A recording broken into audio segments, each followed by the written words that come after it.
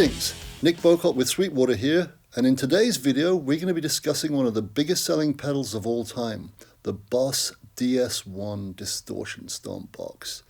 There's a special anniversary edition available because this bad boy's about to celebrate its big 4-0. But before we get into the pedal, let's talk a little bit about Boss history, and nothing to do with Bruce Springsteen, by the way, but I'll bet you this, he's probably got a DS-1 in his vast arsenal of pedals. To many guitarists, myself included, Boss is synonymous with small, sturdy stomp boxes that sound really, really good, and the company's been around for a while.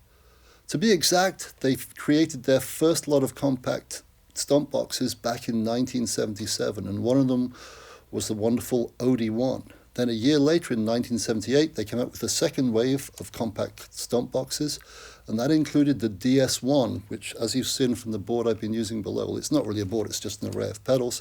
It's the orange box there. That's been in existence, my friends, since 1978, so it's approaching its 40th anniversary as our Boss. So to celebrate that momentous occasion, they've come out with a special edition of the DS-1. It's called the DS-1 4A. Now, just so you know, the reason they've done the DS-1 is out of all of the hundreds of compact pedals they've made, the DS-1 is the best selling of them all, and that's quite staggering.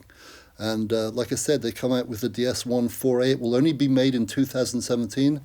It comes in this wonderful black box that says 40th anniversary. And this is what the pedal looks like.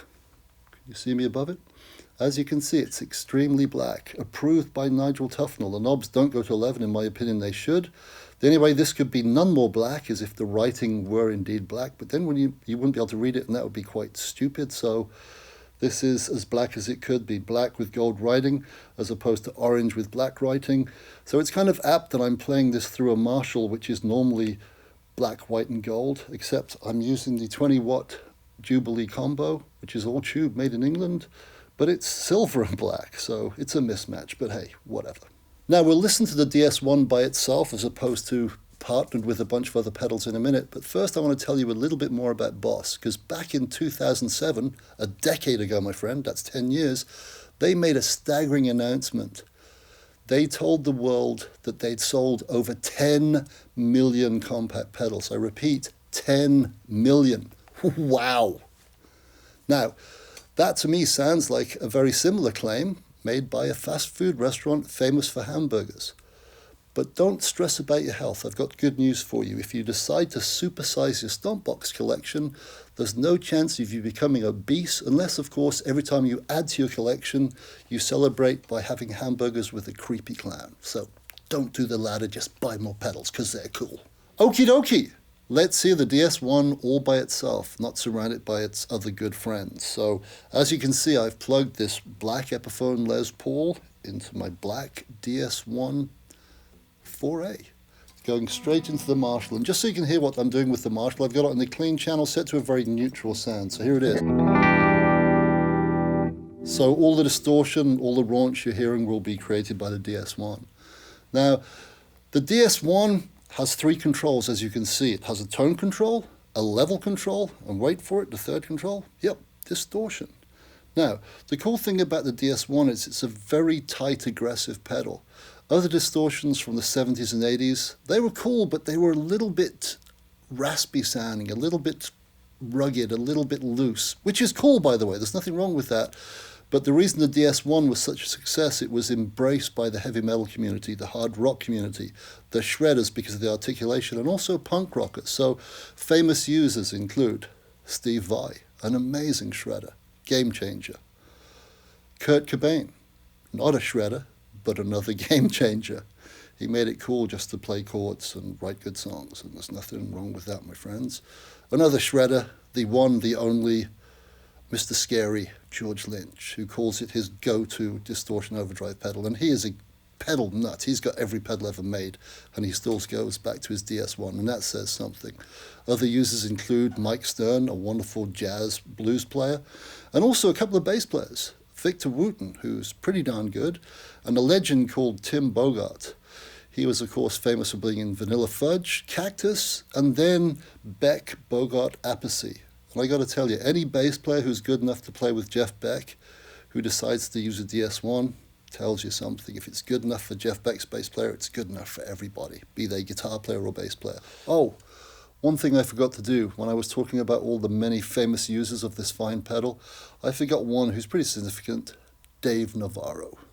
Jane's Addiction, say no more. So anyway, enough of my babbling, let's hear what's going on. As you can see, I've got the tone set at 12 o'clock, the distortion set to 2, and the level set to about 2. So I've got lots more to play with, be it more treble, less treble, more distortion, less distortion, more level, less level. And let's hear what it does. So once again, now let's kick it in.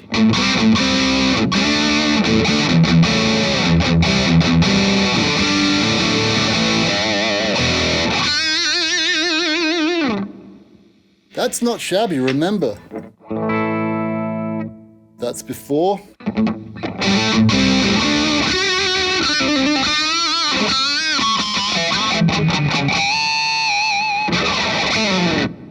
Okay, I'm just going to crank the distortion a little bit more so we can hear what it can do.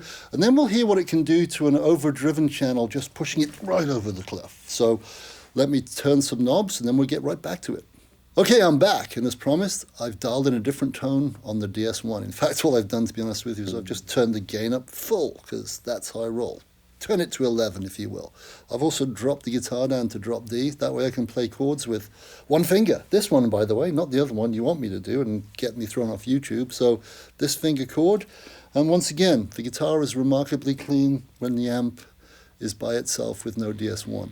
Let's confirm that.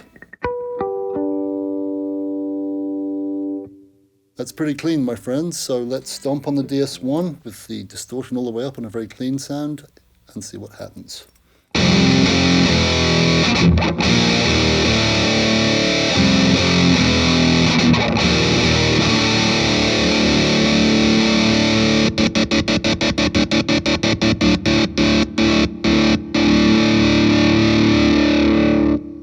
One other thing the DS-1 is good for is if you turn the distortion down and crank the level up, with the tone control that helps you keep the low end really tight, it's great for pushing a distorted amp way over that cliff into mega distortion.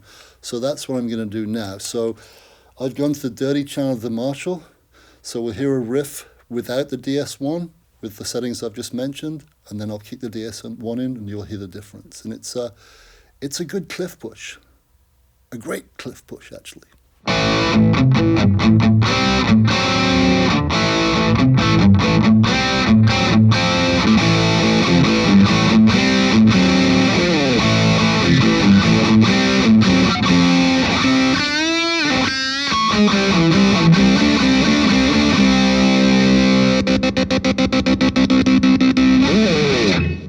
I just want to talk to you a little bit about how sturdy these pedals are, so let's have a quick look at their universal features. Like many guitar players, one of my first pedals ever was a Boss. First one was, of course, an overdrive or a distortion, I can't remember which, but the second one was this bad boy here. This is over 30 years old. This is my CE2, and as you can see, this bad boy has been beaten to a pulp. It's literally been around the world. It's been stomped on thousands of times. It's been kicked off stage. It's had beer spilt on it. By other people, not me, of course. And just thrown in cases. It's taken a beating, but it keeps ticking. This is wonderful. So this shows you these things are built to last. And another pedal I had, and I still have, this bad boy here, my Octave Boss pedal. Look at the state of this one. This has been beaten even worse than the CE2, and it still works perfectly. So when you get one of these bad boys, because of the sturdy casing, it's going to last. Let's take a look at a couple of other features that are universal to all Boss pedals of this compact size. Okay, we're looking now at the DS-1 4A, and let's look at the features that are common to all Boss pedals of this size. Number one, really easy access to the battery. There's a little thumb screw here. You just undo it like this. So I've got a plaster on, so I'm sucking. But you undo it, and there you have it, the battery. Easy to change. Then also, this might seem silly, but it's relevant. The controls are in a recessed area, so it's really hard to kick them. Actually, it's impossible to kick them unless you're wearing high heels and you step over the pedal. I never played with high heels. I can't even play properly with flat heels. So you can't inadvertently mess with the controls. That's important. The other thing is this, there's an optional extra for an external power supply. You're supposed to use the Boss one so you get the polarity right, but that means you don't have to rely on batteries, so that's another cool thing. And they all have a very clear LED that shows you when they're on or off, so even on a dark stage you can look down and go, yep, it's on, or oh damn, it's off, whichever way you can see it. So there you have it, sturdy, they'll last a lifetime.